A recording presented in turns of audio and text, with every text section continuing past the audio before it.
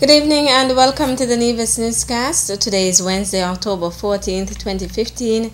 I'm Donis Wilkinson Keynes.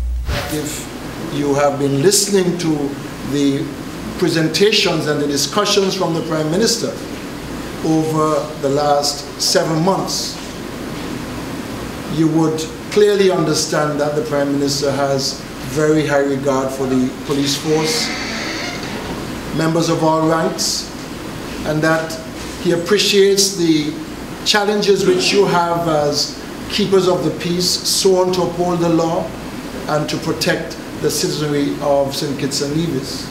Premier of Nevis, the Honourable Vance Amory, made those remarks during this morning's meeting between Prime Minister the Honourable Dr. Timothy Harris and officers of the Nevis Division of the Royal St. Christopher and the Nevis Police Force. Yesterday the Prime Minister spoke very clearly about his desire to have the justice system function well.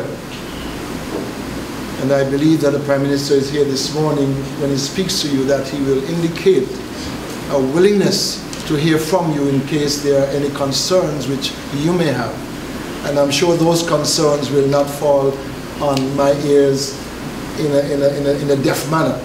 I will be also open, and the officers from the administration will also be making notes, because we have a responsibility as well to listen to your concerns and to seek to address them to ensure that you, the police officers, doing this sacrificial job, that you are accommodated and that you are well respected and appreciated. Today's meeting was the Prime Minister's first in his capacity as Minister responsible for national security. He said he was glad for the opportunity to hear from the officers regarding how to make St. Kitts and Nevis a safer and better place. We have quite a youthful Nevis division, and that is good, because with youth we expect energy, vitality, and we want to see that demonstrated in the efforts at fighting to maintain law and order and creating this wholesome society, the peaceful society. The business community is looking out for excellent work from the police. The religious community is equally looking out for the best performance from you. And the people in their homes and in their communities want also to feel your presence, and they want to know that they can count on you, they can trust you, and that you are there, as it were, to serve and to protect them. The Prime Minister said his government will do all it can to ensure that the officers are provided with the required tools, equipment and resources to effectively perform their duties. And I've said that the police is free to do their work. I see my role largely as a resource mobilizer, assisting and ensuring that there are no excuses for non-performance.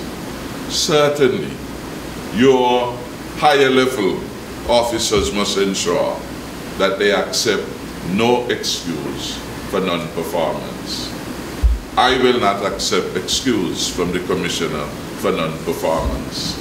I will not accept an excuse, and he should not, from his ACPs for non-performance. And equally, Randy must not accept any excuses from any inspector, any sergeant or any corporal. And if that trickles down the ranks, we get the kind of discipline, we get a force then devoted to do what Ambassador Harper advised me, doing the best we can today with what we have today.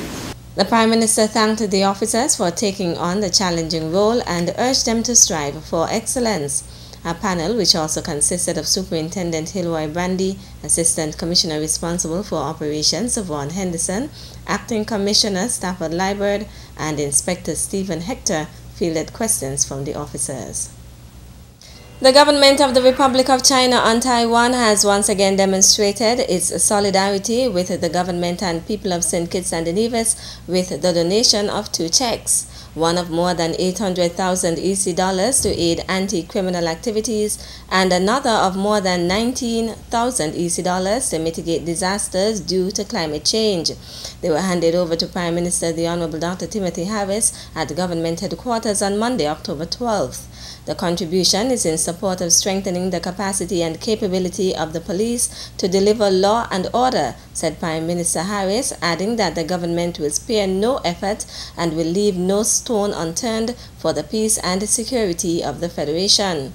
Prime Minister Harris said his government is heartened by this special donation, adding that the resources will be used to ensure that it has, for a longer period, the expertise, experience, and support of law enforcement officers from the United Kingdom, in particular the Bramshill Police Advisors. He added that additional support, such as vehicles and other equipment, are expected. These, he said, will be helpful to the law enforcement officers in fulfilling their mandate to serve and protect citizens and residents. His Excellency George Garway Chow, Taiwan's resident ambassador to St. Kitts and Nevis, praised the Prime Minister and his government's efforts to combat crime. As St. Kitts and Nevis works strenuously to secure safety and security for her citizens, Taiwan has been lockstep with the Federation in its endeavor, the ambassador said. With respect to climate change, Prime Minister Harris noted that Taiwan has been helpful in sponsoring participation in a number of events, and as such, at the recently concluded UN meeting, he made a special plea for the international community to ensure that Taiwan is included in the conversations in the international discourse related to climate change and alternative issues. He said that Taiwan's rank in the top 20 largest countries by way of gross domestic product (GDP) and per capita GDP statistics is a significant indication of its power and strength. The Department of Agriculture is hosting a number of activities to commemorate World Food Day with the theme Social Protection and Agriculture, Breaking the Cycle of Rural Poverty. On Friday, October 16, 2015, the Department of Agriculture will hold a sale at the George Mowbray Hanley Public Market. Permanent Secretary in the Ministry of Agriculture, Eric Evelyn, gave us these details about the sale. We are focusing on the vendors in the public market as well as some of our farmers, and in particular we're going to be having members of the New River Farmers Cooperative who will be on hand at the public market to offer their produce, their local, good quality local produce for sale. I must say that the Department of Agriculture will also be a part of that sale, but we will also only be having the abattoir and the agro-processing center from the Department of Agriculture that will be taking part. Manager of the Department of Agriculture's abattoir, Garfield Griffin, told us what will be on sale. Mutton, pork, beef, we have some pig feet, some beef neck bones normally used for soups. Those will be at $3 per pound. We have beef burgers. We also have some chicken burgers. Sausages, we have a wide variety of sausages. We have pork breakfast sausage, spicy Italian pork sausage. We have a pork summer sausage. We have some chicken sausages. And all these sausages will be on special. Our regular price is normally $14.50 a pound. As the team suggests, we are trying to break the cycle of rural poverty. We're going to take these down, maybe say down to $12. And if needs be, we could go a little bit lower. But we want to promote these processed products. There are also a few hams. So we not only do hams at Christmas times. We try to do hams and sell throughout the year. At the moment, we have some hams on hand. Next month, we'll be taking orders for hams for Christmas. So we're just trying to whet the public appetite. He is encouraging the public to support the abattoir's booth.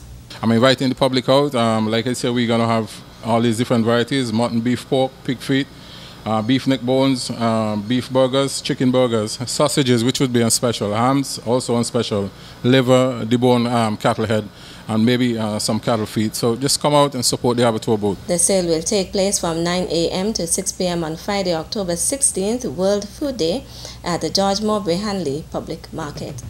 Still to come. And what we're trying to do is to build the capacity of our civil servants so that they are aware of the laws that govern them. The details after this break. Hey, you know it's your groovy soca monarch king, your boy Speedy, and I'm here with the Inland Revenue Department, and I love love my side dish. And guess what? I also love Nevis too. And as a responsible taxpayer, your tax dollars help to build our nation.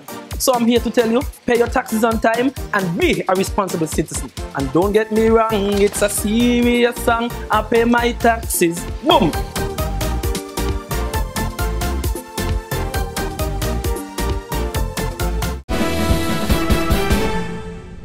Welcome back. Understanding the Public Service. That was the title of a workshop held yesterday, Tuesday, October 13th, for supervisors in various departments of the Nevis Island Administration. The session was the first in a series of open enrollment workshops which are being coordinated by the NIA's Human Resources Department. The workshop was coordinated by Training Officer Kamara Lee, who said the aim was to create a greater awareness of the Public Service Act. The purpose of this workshop is to equip and better enable our managers within the civil service to be more effective in their daily tasks and duties in accordance with the Public Service Act. The Public Service Act was passed in 2011, and what we're trying to do is to build the capacity of our civil servants so that they are aware of the laws that govern them. Ornette Herbert is the Acting Permanent Secretary in Human Resources. Even though it will not affect you here because it was passed in 2011, and most of you are governed under the general orders, you have to be aware of what is transpiring in the 2011 Act and the SRNO, which is the Statutory Rules and Orders, which govern the Public Service Act, which was passed in 2011. So we have brought you here and so that you can know about your organization and know that when anything happens, it does not happen because, you know, we make up something. It's because there are rules and regulations which governs all organization, private and public. The interactive session was facilitated by retired civil servant and organization development consultant Douglas Watley, who allowed the participants to draw from their experiences during the discussion. A similar workshop was held for permanent secretaries in June of this year and for the island's educators on World Teachers' Day, October 5th. Permanent Secretary Nicole Slack-Liebert has made a call for students to apply next year for the opportunity to be a research assistant for a study on the prevalence and distribution of type 2 diabetes in St. Kitts and Nevis. 4 students from the Federation recently participated in the 2015 Minority Health and Health Disparities International Research Training MHERT study, which was done in partnership with the Ministries of Health on St. Kitts and Nevis, the University of Virginia, the Clarence Fitzroy Bryant College, and the Nevis Sixth Form College. Slack-Liebert says participating in the study can enhance the students' personal and professional development. It is important that we at the Ministry of Health generate interest in the field of research among our students. This will equip them with an advantage as they pursue further academic studies, as they are exposed to analytical skills, among others. It will also build capacity at the local level among our own citizens of St. Kitts and Nevis to be the lead investigators in health and other fields. The students presented their findings on Monday, October 12th at the Nevis Sixth Form College. Director Pamela Pemberton said when Dr. Gianita Richardson of the University of Virginia suggested the Federation's students participate in the study, they welcomed the opportunity. As a matter of fact, we were elated and we did all within our power to ensure that this happens. We also congratulate the students from St. Kitts who were selected to participate in that project, and we know that they all benefited, and we hope that the skills that they would have gathered and would have garnered doing this research project and the exposure that they gained will be put to good use to benefit the population of St. Kitts and Nevis in time to come. As stated by Dr. Richardson, one of the objectives of the study was to build capacity in the area of research and research analysis in St. Kitts and Nevis. The Nevis Disaster Management Department today held the first in a series of 3 open days, which are being held to mark the October 13th observance of International Disaster Reduction Day. Felicia Libert has the details in this report.